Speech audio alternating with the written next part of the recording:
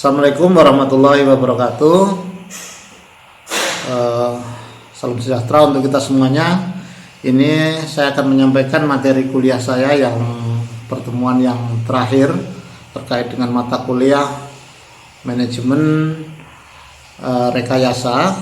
Jadi di pertemuan terakhir ini nanti akan saya bahas tentang bagaimana perencanaan jaringan kerja atau network planning. Jadi terkait dengan semua materi saya nanti yang saya sudah berikan dari yang pertama sampai yang ke-10 ini, semoga bisa dimengerti, dan apabila mungkin mahasiswi pasca sarjana Magister Teknik Sipil Universitas Bandar Lampung kurang memahami atau kurang dimengerti, nanti mohon dipertanyakan pada waktu kita mengadakan kuliah online interaktif atau melalui pertemuan di kelas di Universitas di Pasca Sarjana Universitas Bandar Lampung. Baik, Bapak Ibu mahasiswa-mahasiswi Pasca Sarjana Magister Teknik, mungkin saya akan lanjutkan untuk pertemuan kita yang terakhir ini dengan menyampaikan tentang bagaimana perencanaan jaringan kerja khususnya network planning. Jadi perencanaan diagram panah dengan prinsip network planning ini adalah prinsipnya yang pertama, membuat suatu gambaran urut-urutan bagian suatu pekerjaan ya secara logis sehingga membentuk suatu sistem ya, sistem kerja yang jelas, logis dan terstruktur. Jadi untuk itu kita harus lebih dahulu kita ketahui ya, daftar aktivitas apa yang harus dilakukan untuk mencapai tujuan suatu proyek pekerjaan. Yang ketiga, penguasaan building logic juga sangat diperlukan dalam penyusunan diagram ini. Jadi metode-metode yang terkait dengan lama waktu pekerjaan, terkait dengan apa istilahnya kegiatan yang akan dilaksanakan, kita harus tahu secara pasti. Terus makin tinggi tingkat manajemen atau diperlukan juga jaringan yang bersifat makro, atau makin ke bawah makin bersifat rinci dan teknis. Jadi mungkin jaringannya akan semakin lebih banyak lagi ketika dia bentuknya makro. Selanjutnya, istilah dan simbol pada perencanaan diagram panah ini. Yang pertama, ini yang warna merah ini dinamakan event atau nama suatu kegiatan gitu. Terus aktivitas ya, nama aktivitas A misalnya durasi itu lama waktunya. Kemudian event B ya, event yang kedua atau event yang ketiga aktivitas B dan durasinya berapa lama. Jadi panjang anak panah tidak menunjukkan skala waktu. Jadi di situ tidak ada skala yang harus bentukan misalnya 3 atau 4 cm, tapi dia di situ akan menunjukkan lama waktu kegiatannya berapa lama, aktivitasnya apa. Misalnya di bagian aktivitas A itu pekerjaan galian, jadi galiannya itu berapa lama, misalnya 5 hari, 10 hari dan seterusnya. Atau di bagian aktivitas A itu pekerjaan persiapannya berapa hari dan seterusnya. Jadi aktivitas di sini adalah selalu memerlukan sumber daya waktu, manusia, biaya ya. Jadi peralatan, bahan, material dan metode gitu. Sementara untuk dummy ya, dummy itu garis strip nanti di bagian slide selanjutnya mungkin bisa kita lihat dummy yang seperti apa. Aktivitas yang tidak memerlukan sumber daya atau aktivitas semu. Jadi ada keterkaitan antara aktivitas yang sebelumnya dengan aktivitas yang akan dilakukan, event yang akan dilakukan pada tahapan selanjutnya. Oke, event adalah suatu keadaan atau situasi pada saat atau suatu kejadian atau peristiwa. Contohnya di situ ada bahan mentah seperti di gudang, siap mulai diproduksi, cor beton siap dimulai, pemeriksaan telah selesai, misalnya mau pada dalam konteks pengecoran beton. Jadi simbol event adalah lingkaran itu tadi yang warna merah tadi. Event dipergunakan sebagai tanda kapan suatu aktivitas dapat dimulai dilaksanakan. Jadi juga sebagai tanda kapan suatu aktivitas dinyatakan selesai atau finish event. Jadi aktivitas adalah kegiatan atau pekerjaan. Jadi yang saya bilang tadi ada pekerjaan persiapan, mungkin ada di situ ada pekerjaan galian dan seterusnya. Yaitu Jadi event adalah kegiatan atau pekerjaan apa yang harus dilakukan di antara dua event. Jadi ada event 1, event 2, nah di antara itu dinamakan aktivitas. Oke, ini ada contoh yang sistemnya lurus, artinya ini kegiatan A dan B yang harus dilaksanakan secara bergantian. Jadi tidak bisa dia melakukan kegiatan B ketika kegiatan A belum dilaksanakan. Jadi ini kegiatan yang berurutan. Yang pertama itu dia harus dilakukan secara berurutan. Contoh mungkin kalau untuk dikonstruksi pekerjaan galian, dia belum bisa melakukan pekerjaan pemasangan pondasi, misalnya B ini pasangan pondasi, A nya ini adalah pekerjaan galian, maka dia belum bisa melakukan pemasangan pondasi ketika galian di A belum dilakukan. Kira-kira begitu. Sementara di bagian 2 ini adalah menunjukkan bahwasanya ada dua kegiatan sekaligus yang dilakukan secara bersamaan, ya, kegiatan A dan B. Contohnya tadi misalnya pekerjaan yang bisa dilaksanakan secara bersamaan, misalnya untuk pekerjaan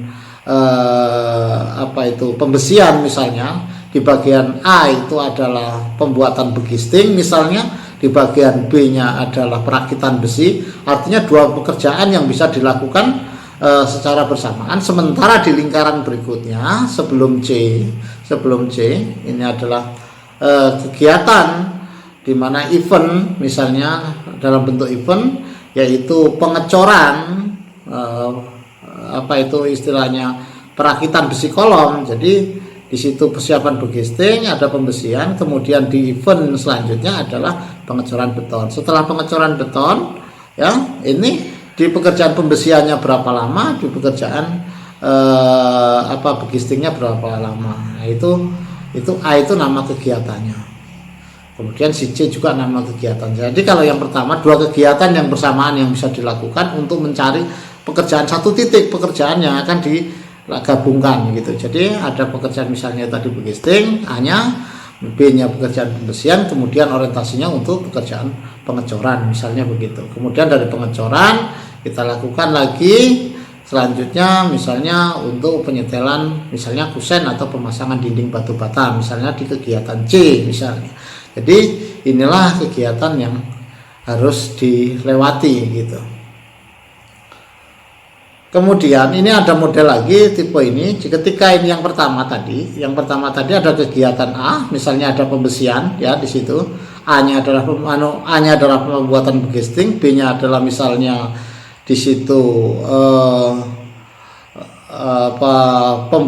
penyetelan pembesian, kemudian ada event dalam situ dalam bentuk pengecoran yang telah siap untuk dicor. Kemudian setelah pengecoran bisa dilakukan mungkin C-nya di situ misalnya pekerjaan penyetelan kusen misalnya, dan D-nya mungkin bisa dalam konteks pemasangan batu bata. Artinya pekerjaan yang bisa dilakukan sebelum dan sesudah event pengecoran itu ada dua pekerjaan yang bisa dilaksanakan sekaligus. Sementara yang di bawahnya, di bagian bawah ini adalah kegiatan yang dimana A adalah satu kegiatan yang tidak bisa artinya harus dilalui yang saya sampaikan tadi, dan B dan C ini adalah dua kegiatan yang bisa dikerjakan sekaligus. Kemudian karakteristik daripada penggunaan dummy. Jadi penggunaan dummy di sini ialah suatu penggunaan di mana misalnya A ini pekerjaan pembesian yang saya bilangkan tadi, yang di 4 ini adalah event pengecoran, maka yang di C ini misalnya perakitan besi misalnya, dan di B misalnya kegiatan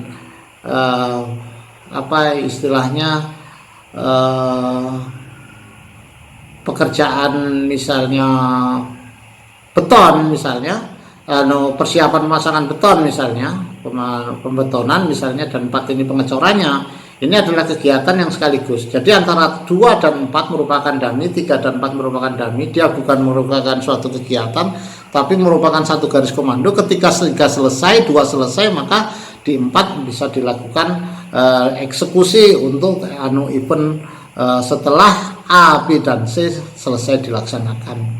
Jadi itu ada keterkaitan yang pertama tadi. Dan yang di bawah itu juga sama, dia hanya beberapa tipe model. Di situ ada 3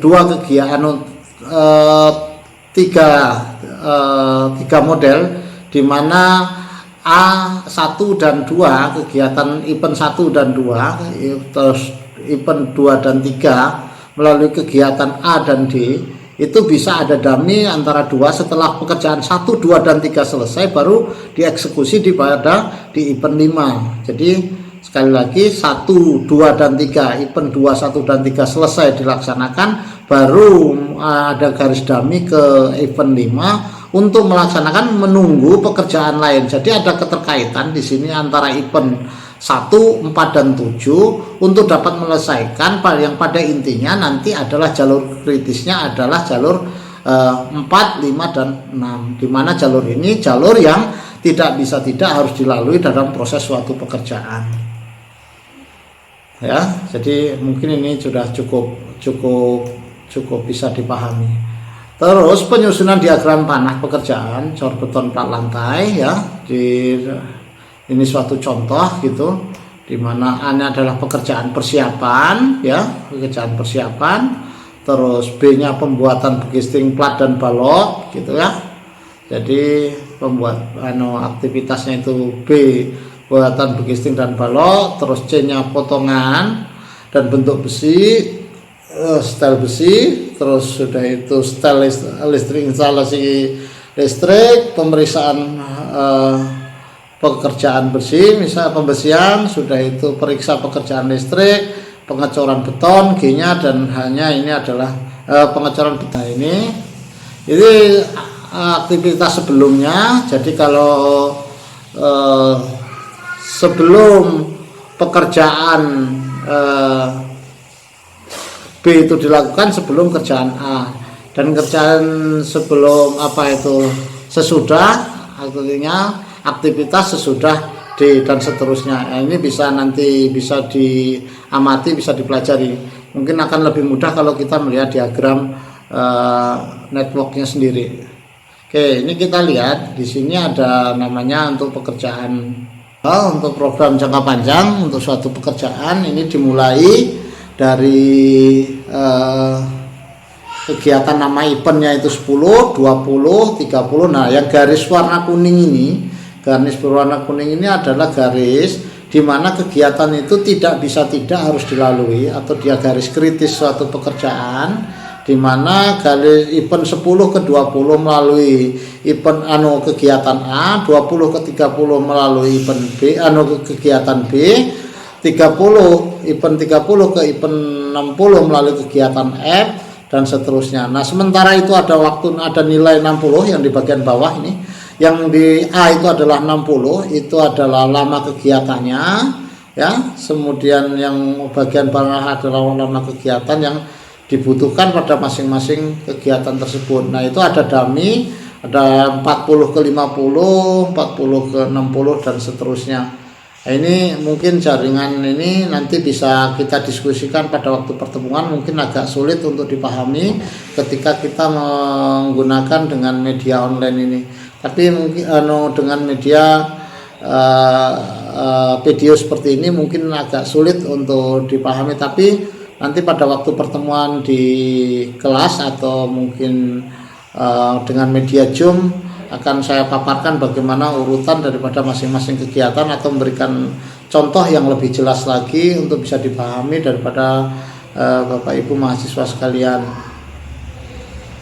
Terus yang di atas itu adalah untuk cor plat beton ini. Jadi plat beton itu ada kegiatannya mulai dari 10 ke 20, memerlukan waktu 5 hari gitu kan. Jadi itu urut-urutan daripada kegiatan untuk pengerjaan plat beton. Jadi kalau yang jalur kuning, sekali lagi ini adalah jalur kritis. Yang saya sebutkan tadi adalah jalur yang tidak harus terlampaui, harus dilewati, artinya tidak bisa itu dilewati, artinya melalui itu dulu baru bisa melakukan kegiatan berikutnya, event berikutnya. Ini adalah network planning untuk metode jalur kritis, di mana di situ network planningnya adalah event oriented atau network, jaringan kerja berorientasi event, terus activity oriented network, jaringan kerja berorientasi aktivitas. Di sana dipakai secara luas dalam perencanaan proyek. Pada pembahasan lebih lanjut misalnya akan dibahas sebagai dasar teori. Jadi yang pertama A itu adalah ruang atau untuk nomor event. Jadi nomor eventnya dulu A itu. Jadi nanti B-nya itu adalah ruang untuk apa istilahnya EET-nya atau waktu, lama waktunya, waktu kegiatannya, jumlah waktu kegiatan. Terus ruang untuk LED-nya atau LED event time. Jadi nanti masing-masing akan lebih jelas ketika nanti saya berikan perhitungan secara detail lagi untuk perhitungan masalah network planning ini. Nah, ini contoh daripada network planning. Jadi di sini prinsipnya ya untuk menghitung nilai EET. Jadi jalur EET itu jalur kritis yang saya bilangkan tadi, jalur yang tidak harus terlampaui. Jadi perhitungannya harus maju ya. Jika suatu event merupakan titik kumpul dari event berapa aktivitas, maka nilai terbesar dari perhitungan waktu dipakai sebagai nilai EET dari lewat event tersebut. Jadi untuk menghitung nilai LED dilakukan perhitungan mundur gitu, dilakukan hitungan mundur. Jadi dilakukan hitungan mundur. Terus jika event merupakan titik derai daripada aktivitas, maka nilai terkecil dari perhitungan waktu dipakai sebagai nilai LED dari event tersebut. Jalur kritis ditentukan oleh dua hal, yaitu waktu terpanjang atau EET dan LED-nya pada event 2 tersebut sama besar. Nah, ini contoh menghitung EET dan LED itu sendiri ya. Mana ada event nomor event 4 kegiatan 30.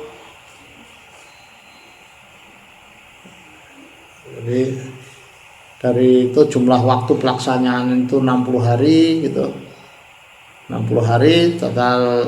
Jadi kalau 60 hari potong 10 tinggal 50 mundur ke belakang, 50 potong 20, potong 30 tinggal 20. Itu juga seterusnya, dari yang ke sana juga mundurnya sama. Jadi 60 misalnya kita ini 50 di jalur tengah 50 potong 25 kalau 50 potong 20 ya 30. Jadi kita ngambil mana jalur yang tercepat di antara ketiga jalur itu. Apakah kita pakai jalur 4, pakai jalur event 4, event 5 atau event 6.